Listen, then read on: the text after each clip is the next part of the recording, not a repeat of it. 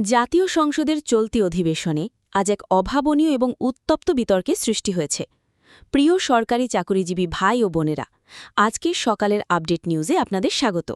যারা আমাদের চ্যানেলে নতুন তারা এক্ষুনি চ্যানেলটি সাবস্ক্রাইব করুন। আর হ্যাঁ, অবশ্যই কমেন্ট করে জানাবেন আপনারা কে কোন জেলা থেকে আমাদের ভিডিওটি দেখছেন। তবে চলুন কথা না বাড়িয়ে আজকের সর্বশেষ সংবাদটি জেনে নিন।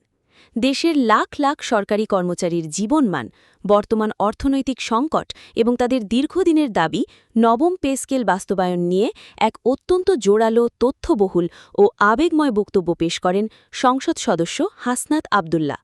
সারা দেশের সরকারি দপ্তরগুলোতে যখন নীরব হাহাকার চলছে, ঠিক তখনই সংসদে দাঁড়িয়ে তিনি তাদের না বলা কথাগুলো জাতির সামনে তুলে ধরেন। তিনি অত্যন্ত স্পষ্ট ভাষায় সরকারের নীতি নির্ধারণী মহলের প্রতি আহ্বান জানিয়ে বলেন যে বর্তমান দ্রব্যমূল্যের লাগামহীন ঊর্ধ্বগতিতে সরকারি কর্মচারীরা, বিশেষ করে নিম্ন ও মধ্যম আয়ের কর্মচারীরা অত্যন্ত মানবেতর জীবনযাপন করছেন।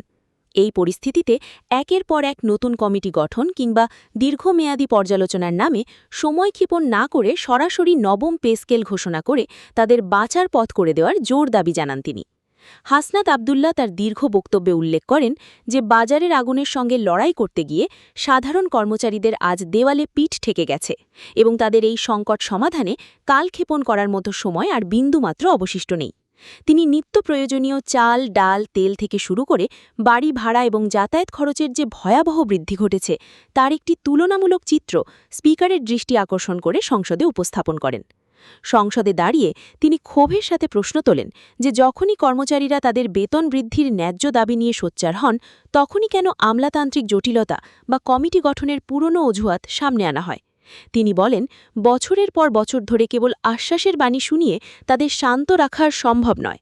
মুদ্রাস্ফীতি কারণে টাকার মান যেভাবে প্রতিনিয়ত কমেছে এবং নিত্য প্রয়োজনীয় জিনিসের দাম যেভাবে জ্যামিতিক হারে বেড়েছে, তাতে বর্তমান সেকেলে বেতন কাঠামো দিয়ে পরিবারের ন্যূনতম ভরণপোষণ চালানো সম্পূর্ণ অসম্ভব হয়ে পড়েছে। শিক্ষা, চিকিৎসা এবং পুষ্টিকর খাদ্য সবকিছুই এখন সাধারণ কর্মচারীদের নাগালের বাইরে চলে যাচ্ছে বলে তিনি হতাশা ব্যক্ত করেন। সন্তানদের ভালো স্কুলে পড়ানো বা পরিবারের কেউ অসুস্থ হলে উন্নত চিকিৎসা নেওয়া এখন তাদের কাছে বিলাসিতা মাত্র। হাসনাত আবদুল্লাহ অত্যন্ত কড়া ভাষায় সতর্ক করে বলেন যে কর্মচারীদের অভাবের মধ্যে রেখে একটি গতিশীল, স্বচ্ছ এবং দুর্নীতিমুক্ত প্রশাসন আশা করা একেবারেই অসম্ভব। তারা যদি দিন-রাত পরিবারের মৌলিক চাহিদা পূরণের চিন্তায় মানসিকভাবে দুশ্চিন্তাগ্রস্ত থাকে, তার নেতিবাচক প্রভাব সরাসরি রাষ্ট্রের দৈনন্দিন কাজের উপর পড়বে। দুর্নীতি রোধ করতে হলে আগে কর্মচারীদের পেটের ক্ষুধা মেটাতে হবে বলে তিনি মন্তব্য করেন। বক্তব্যের গভীরে গিয়ে তিনি আরও তুলে ধরেন যে উন্নয়ন কেবল বড় বড় মেগা প্রজেক্ট, ফ্লাইওভার বা ব্রিজের মধ্যে সীমাবদ্ধ থাকলে চলবে না। সেই উন্নয়নের সুফল যদি মাঠ পর্যায়ের কর্মচারীদের ঘরে না পৌঁছায়, তবে সেই উন্নয়ন সাধারণ মানুষের কাছে অর্থহীন হয়ে পড়ে। দেশের অর্থনৈতিক স্থিতিশীলতা বজায় রাখার কারিগরদের যদি মাসের শেষে ধার দেনা করে বা অর্ধাহারে অনাহারে দিন কাটাতে হয়, তবে তা রাষ্ট্রের জন্য চরম লজ্জার বিষয়। তিনি দৃঢ় কণ্ঠে বলেন, সরকারি কর্মচারীরা কারো কাছে ভিক্ষা চাচ্ছেন না। তারা তাদের মেধা, সময় এবং পরিশ্রমের বিনিময়ে একটি সম্মানজনক জীবন এবং নিজেদের আইনানুগত অধিকার চাচ্ছেন। বর্তমান বৈশ্বিক প্রেক্ষাপট এবং দেশের অভ্যন্তরীণ বাজারে যে করুণ অবস্থা, তাতে আগের পে স্কেল এখন পুরোপুরি অকেজো এবং অকার্যকর হয়ে পড়েছে। তাই বিশেষজ্ঞ কমিটি বা লম্বা আলোচনার অজুহাতে আমলাতান্ত্রিক লাল ফিতার দৌরাত্মে ফাইল আটকে না রেখে অনতিবিলম্বে একটি মানবিক ও সময় উপযোগী বেতন কাঠামো ঘোষণা করা এখন সবচেয়ে বড় এবং অনিবার্য দাবি। পরিশেষে হাসনাত আবদুল্লাহ স্পিকারের মাধ্যমে সরকারের প্রতি জোরালো হুঁশিয়ারি উচ্চারণ করে বলেন যে কর্মচারীদের ধৈর্যের বাঁধ ভেঙে যাওয়ার আগেই সরকারকে বাস্তবসম্মত এবং কার্যকর পদক্ষেপ নিতে হবে। শুধু আশার বাণী দিয়ে বা ভবিষ্যতের স্বপ্ন দেখিয়ে পেটের ক্ষুধা নিবারণ করা যায় না। তাই তিনি দাবি করেন, অতি দ্রুত নবম পে স্কেল বাস্তবায়ন করতে হবে এবং যতদিন পর্যন্ত তা পূর্ণাঙ্গভাবে বাস্তবায়িত হচ্ছে না, সেই পর্যন্ত অন্তর্বর্তী সময়ের জন্য অন্তত 40 থেকে 50% মহারা ভাতা প্রদান করে এই বিশাল জনগোষ্ঠীর মনের স্বস্তি ফিরিয়ে আনতে হবে। তার এই দীর্ঘ এবং যুক্তিপূর্ণ বক্তব্য চলাকালীন সংসদের ভেতরে একটি থমথমে এবং গম্ভীর পরিস্থিতির সৃষ্টি হয়। সাধারণ কর্মচারীদের দাবির প্রতি তার এই একাত্মতা জনমনে এবং বিশেষ করে সরকারি চাকুরিজীবীদের মধ্যে ব্যাপক আশাবাদ এবং আলোচনার জন্ম দেয় বলে বিশ্লেষকরা মনে করছেন। সরকারের পক্ষ থেকে এই দাবির প্রেক্ষিতে খুব দ্রুত কোনো ইতিবাচক সাড়া আসবে বলে তিনি তার বক্তব্যের শেষে আশাবাদ ব্যক্ত করেন। তার এই বক্তব্যের পরপরই সংসদ অধিবেশনে এক নতুন মোড় নেয়। হাসনাত আবদুল্লার বক্তব্যের পর সরকারি দলের আসনগুলো থেকে মিশ্র প্রতিক্রিয়া দেখা যায়। এরপরই পাল্টাপাল্টি যুক্তি নিয়ে ফ্লোর নেন অর্থমন্ত্রী। তিনি অত্যন্ত শান্ত কিন্তু দৃঢ়স্বরে তার বক্তব্য শুরু করেন। অর্থমন্ত্রী প্রথমেই হাসনাত আবদুল্লার কিছু অংশের কঠোর সমালোচনা করে বলেন যে সরকারের অভাবনীয় উন্নয়নমূলক কাজ এবং তৃণমূল পর্যায়ের মানুষের জন্য নেওয়া সামাজিক নিরাপত্তা বেষ্টনীকে খাটো করে দেখার কোনো সুযোগ নেই। অর্থমন্ত্রী অত্যন্ত দৃঢ়তার সাথে বলেন যে সরকারি কর্মচারীদের সুবিধা দেওয়ার বিষয়ে বর্তমান সরকার সবসময় আন্তরিক এবং সহমর্মী। বর্তমান সরকারই অতীতের সবচেয়ে বড় পে স্কেল দিয়েছিল বলে তিনি সংসদকে স্মরণ করিয়ে দেন। তবে দেশের সামগ্রিক অর্থনৈতিক স্থিতিশীলতা বজায় রাখা তাঁর এবং সরকারের প্রথম ও প্রধান দায়িত্ব।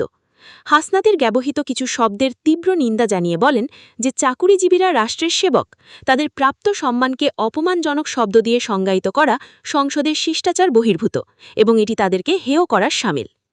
অর্থমন্ত্রী তার দীর্ঘ এবং তথ্যবহুল বক্তব্যে দেশের বর্তমান সামষ্টিক অর্থনীতির চিত্র তুলে ধরেন।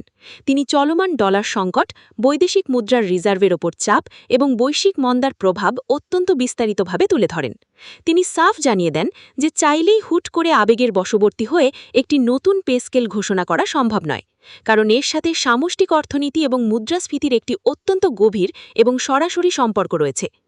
অর্থনীতির সূত্র উল্লেখ করে তিনি ব্যাখ্যা করেন যে উৎপাদন না বাড়িয়ে যদি হুট করে বেতন বাড়ানো হয় তাহলে বাজারে টাকার প্রবাহ অস্বাভাবিকভাবে বেড়ে যাবে, আর বাজারে অর্থের সরবরাহ বাড়লে তা পরক্ষণে নিত্যপণ্যের দাম আরও কয়েক গুণ বাড়িয়ে দিতে পারে। এর ফলে সরকারি কর্মচারীদের পাশাপাশি বেসরকারি খাতের বিপুল সংখ্যক সাধারণ মানুষ এবং খেটে খাওয়া দিনমজুররা চরম বিপদে পড়বেন, যা কোনোভাবেই কাম্য নয়। তিনি আরও বলেন, সরকার ইতিমধ্যে মুদ্রাস্ফীতির চাপ কমানোর জন্য ফ্যামিলি কার্ডের মাধ্যমে স্বল্প মূল্যে নিত্যপণ্য বিতরণ সহ নানাবিধ পদক্ষেপ গ্রহণ করেছে। তবে বক্তব্যের এক পর্যায়ে অর্থমন্ত্রী সরকারি কর্মচারীদের জন্য কিছুটা স্বস্তির এবং আশার বাণীও শোনান। তিনি বলেন যে সরকার কর্মচারীদের কষ্ট বোঝে এবং তারা চোখ বন্ধ করে বসে নেই। সরকার আগামী 2026 অর্থবর্ষের বেতন কাঠামোর জন্য প্রয়োজনীয় অর্থ বরাদ্দের একটি খসড়া পরিকল্পনা নিয়ে কাজ শুরু করেছে। অর্থনীতির চাকা কিছুটা স্বাভাবিক হলেই এবং রাজস্ব আদায়ের হার কাঙ্ক্ষিত লক্ষ্যে পৌঁছালে এই নতুন বেতন কাঠামো বাস্তবায়নের পথে সরকার হাঁটবে। সেই পর্যন্ত তিনি সকল সরকারি কর্মচারীদের ধৈর্য ধারণ করার এবং দেশ গড়ার কাজে নিজেদের আত্মনিয়োগ করার উদাত্ত আহ্বান জানান। তার এই দীর্ঘ এবং যুক্তিপূর্ণ বক্তব্য চলাকালীন সংসদের ভেতরে একটি থমথমে এবং গম্ভীর পরিস্থিতির সৃষ্টি হয়। সাধারণ কর্মচারীদের দাবির প্রতি তার এই একাত্মতা জনমনে এবং বিশেষ করে সরকারি চাকুরিজীবীদের মধ্যে ব্যাপক আশাবাদ এবং আলোচনার জন্ম দেয় বলে বিশ্লেষকরা মনে করছেন। সরকারের পক্ষ থেকে এই দাবির প্রেক্ষিতে খুব দ্রুত কোনো ইতিবাচক সাড়া আসবে বলে তিনি তার বক্তব্যের শেষে আশাবাদ ব্যক্ত করেন। তার এই বক্তব্যের পরপরই সংসদ অধিবেশনে এক নতুন মোড় নেয়। হাসনাত আবদুল্লার বক্তব্যের পর সরকারি দলের আসনগুলো থেকে মিশ্র প্রতিক্রিয়া দেখা যায়। এরপরই পাল্টাপাল্টি যুক্তি নিয়ে ফ্লোর নেন অর্থমন্ত্রী। তিনি অত্যন্ত শান্ত কিন্তু দৃঢ়স্বরে তার বক্তব্য শুরু করেন। অর্থমন্ত্রী প্রথমেই হাসনাত আবদুল্লার কিছু অংশের কঠোর সমালোচনা করে বলেন যে সরকারের অভাবনীয় উন্নয়নমূলক কাজ এবং তৃণমূল পর্যায়ের মানুষের জন্য নেওয়া সামাজিক নিরাপত্তা বেষ্টনীকে খাটো করে দেখার কোনো সুযোগ নেই। অর্থমন্ত্রী অত্যন্ত দৃঢ়তার সাথে বলেন যে সরকারি কর্মচারীদের সুবিধা দেওয়ার বিষয়ে বর্তমান সরকার সবসময় আন্তরিক এবং সহমর্মী। বর্তমান সরকারই অতীতের সবচেয়ে বড় পে স্কেল দিয়েছিল বলে তিনি সংসদকে স্মরণ করিয়ে দেন। তবে দেশের সামগ্রিক অর্থনৈতিক স্থিতিশীলতা বজায় রাখা তাঁর এবং সরকারের প্রথম ও প্রধান দায়িত্ব। হাসনাতের ব্যবহৃত কিছু শব্দের তীব্র নিন্দা জানিয়ে বলেন যে চাকুরিজীবীরা রাষ্ট্রের সেবক, তাদের প্রাপ্ত সম্মানকে অপমানজনক শব্দ দিয়ে সংজ্ঞায়িত করা সংসদের শিষ্টাচার বহির্ভূত এবং এটি তাদেরকে হেয় করার শামিল। অর্থমন্ত্রী তার দীর্ঘ এবং তথ্যবহুল বক্তব্যে দেশের বর্তমান সামষ্টিক অর্থনীতির চিত্র তুলে ধরেন। তিনি চলমান ডলার সংকট, বৈদেশিক মুদ্রার রিজার্ভের ওপর চাপ এবং বৈশ্বিক মন্দার প্রভাব অত্যন্ত বিস্তারিতভাবে তুলে ধরেন।